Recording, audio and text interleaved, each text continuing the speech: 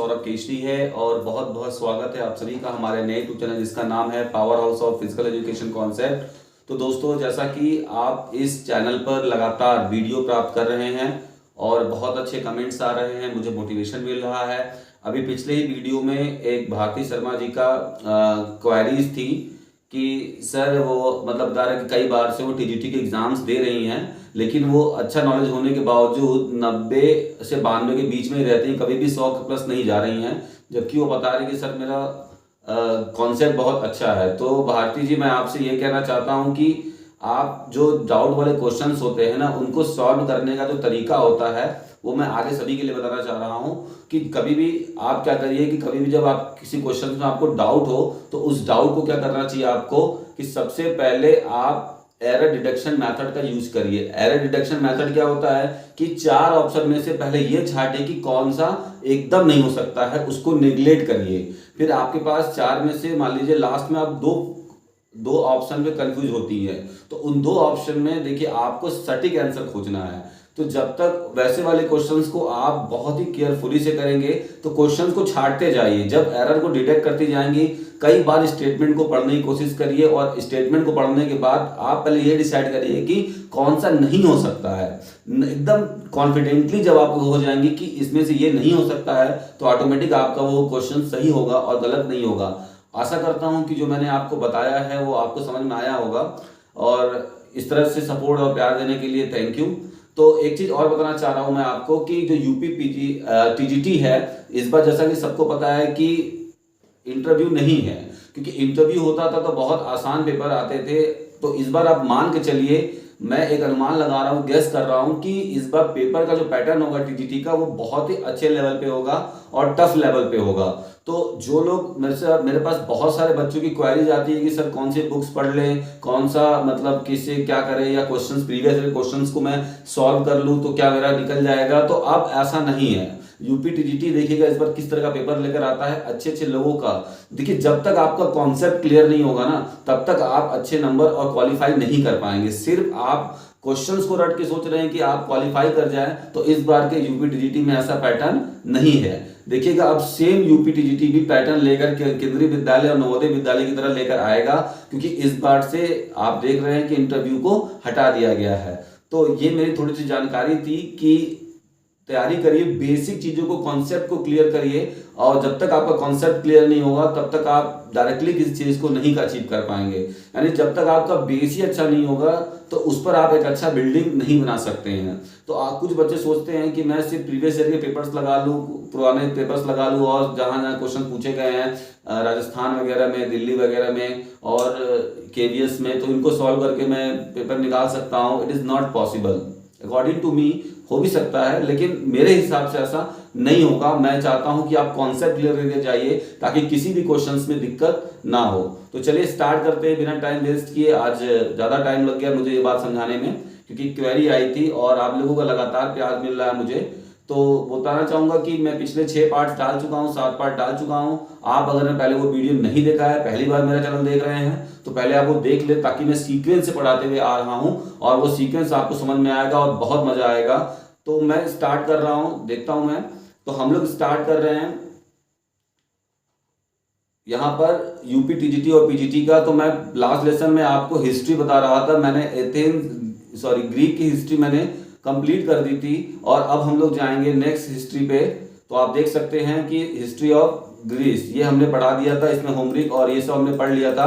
आज हम लोग स्टार्ट करेंगे, ये वाला चार्ट आप देख लीजिए, बहुत ही इंपॉर्टेंट है, इसको जरूर आप याद रखिएगा। इसमें से 2 नंबर के क्वेश्चन जरूर आते हैं। और अब हम लोग बात करेंगे आज डेवलपमेंट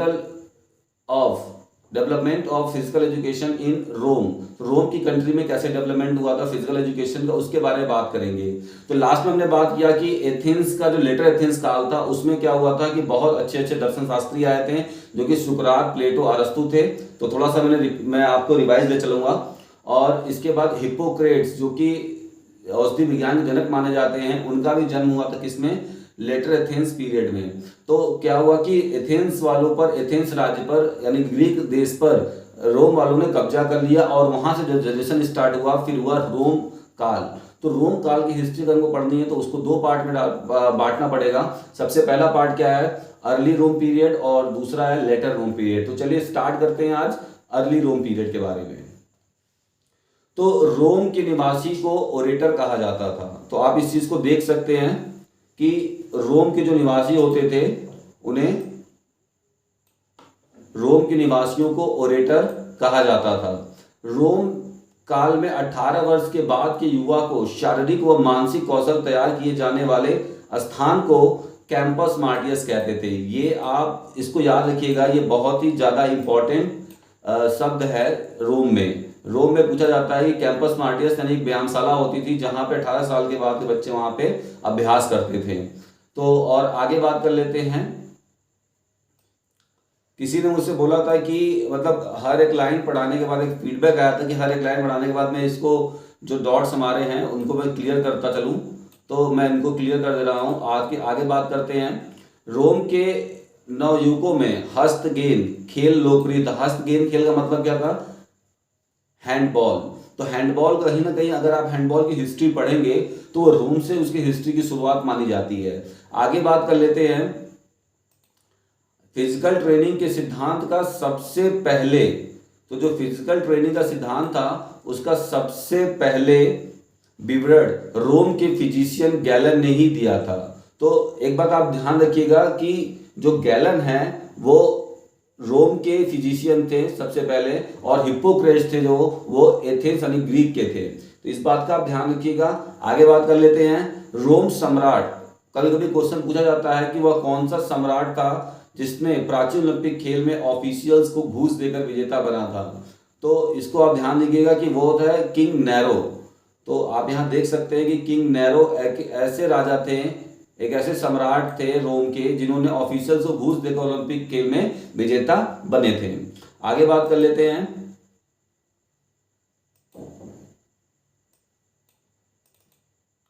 और अब आगे चलते हैं और वहां पे देख लेते हैं। तो तेल मालिश धूप स्नान, ये देखिए तेल मालिश धूप स्नान भाप स्नान का जो प्रचलन था वो सबसे पहले कहाँ पे था? वो सबसे पहले लेटर रोम यानी बाद के रोम काल में ये चीज स्टार्ट हुआ था। तो दो हम लोग पढ़ रहे हैं, अर्ली रोम पीरियड और लेटर। तो अर्ली में बहुत ज़्यादा चेंजेस नहीं हुआ था फिजिकल एजुकेशन के फील्ड में, लेकिन जब हम बात करेंगे लेटर रोम पीरियड में तो बहुत ज़्यादा फिजिकल एजुकेशन के चीज़ों को देखने को मिला था। आगे बात कर लेते हैं। इस काल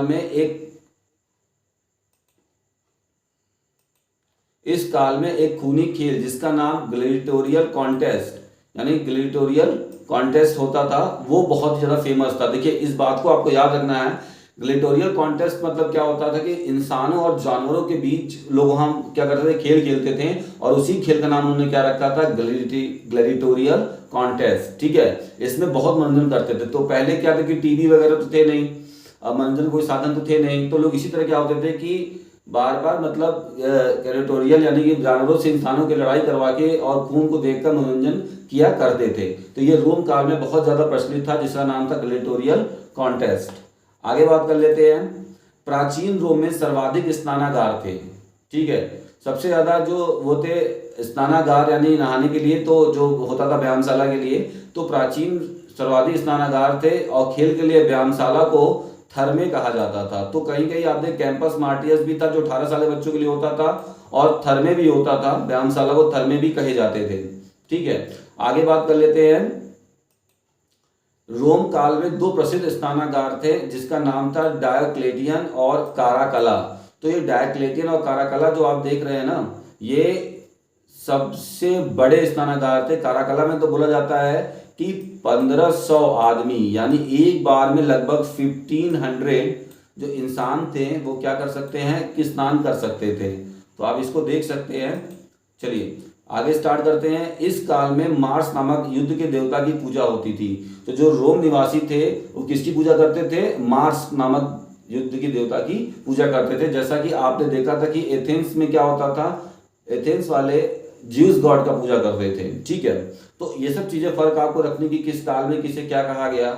आगे बात करते हैं कि सबसे पहले इस काल में गैलन नाम का प्रसिद्ध औषधि शास्त्री था जिसने सबसे पहले शारीरिक क्रियाओं के दौरान पल्स की गणना की थी। तो पल्स की गणना करने वाला, देखिए बहुत इंपॉर्टेंट क्वेश्चन है, एक बार क्वेश्चन पूछा जा चुका है एग्जाम्स में, तो आप इस बात को ध्यान दीजिएगा कि जो पल्स की गणना करने के लिए सबसे पहला फिजिशियन कौन था, तो वो गैलन ही था जिसने सबसे पहले पल्स की गणना की थी। बच्चों को कंफ्यूजन होता है, एक चीज बताना चाहूंगा कि सबसे पहले बॉडी टाइप जो दिया था वो दिया था हिप्पोक्रेट्स ने, लेकिन पल्स से गणना करके सारी फिटनेस के बारे में पता करने का जो श्रेय जाता है वो गैलन को जाता है। तो कभी भी आप कंफ्यूज मत होइए गैलन और हिप्पोक्रेट्स में। और गैलन क्या है, आप याद रखिएगा, गैलन रोम के निवासी थे और हिप्पोक्रेट्स किसके निवासी थे, एथेंस के थे, ग्रीक के। ठीक है, तो आगे बात कर लेते हैं। तो इसी तरह क्या है कि गैलन ने कुछ पल्स के दौरान फिर उन्होंने शारीरिक क्रियाओं को भी कुछ भागों में बांटा था। तो वो कौन कौन से थे, तो सबसे पहले पेशी तान विकसित करने वाले व्यायाम यानी मसल स्ट्रेंथन एक्सरसाइजेस। ठीक है, आप यहाँ पे देख सकते हैं। और लंबी दूरी के दुरंतगामी व्यायाम यानी लॉन्ग डिस्टेंस यानी कार्डियोवास्कुलर यानी रनिंग एक्टिविटी से फिटनेस करने के लिए सबसे पहले गैलन ने ही लेटर रोम में इस बात को बताया था। और कठोर परिश्रम वाले व्यायाम, तो आप ये देख सकते हैं कठोर परिश्रम वाले व्यायाम। तो चलते हैं नेक्स्ट की तरफ।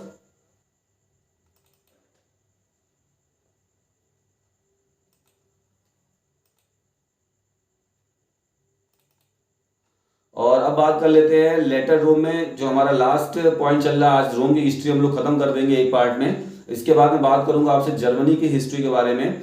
तो गैलन द्वारा लिखी गई किताब का नाम था preservation of health, preservation of health, आप इसको देख सकते हैं, प्रिजर्वेशन ऑफ हेल्थ। ये क्या थी, ये गैलन के द्वारा लिखी गई किताब थी जो कि हेल्थ पर लिखी गई थी। आगे बात कर लेते हैं कोलेजियम। कोलेजियम एक ऐसा स्कूल था जहां ग्लैडिएटोरियल कॉन्टेस्ट की ट्रेनिंग दी जाती थी, ग्लैडिएटोरियल कॉन्टेस्ट की ट्रेनिंग दी जाती थी। इसकी स्थापना रोम के राजा कालीगुला ने करवाया था। इसकी स्थापना किसने करवाया था, कालीगुला ने करवाया था। रोम वासियों ने, ठीक है, रोम वासियों ने ओपेरा नाइजोनल और बैलिला नामक शारीरिक शिक्षा विभाग की स्थापना की थी। तो आप इसको देख सकते हैं। और आज हमारा जो कॉन्सेप्ट है वो यहीं पे खत्म होता है। आपको नेक्स्ट मैं बात करूंगा आपसे जर्मनी की हिस्ट्री के बारे में, तो कहीं मत जाइए, बने रहिए। अगर मेरा मेहनत पसंद आया आपको तो मुझे मोटिवेट करने के लिए चैनल को सब्सक्राइब करिए, लाइक करिए, शेयर करिए दोस्तों में। Thank you very much.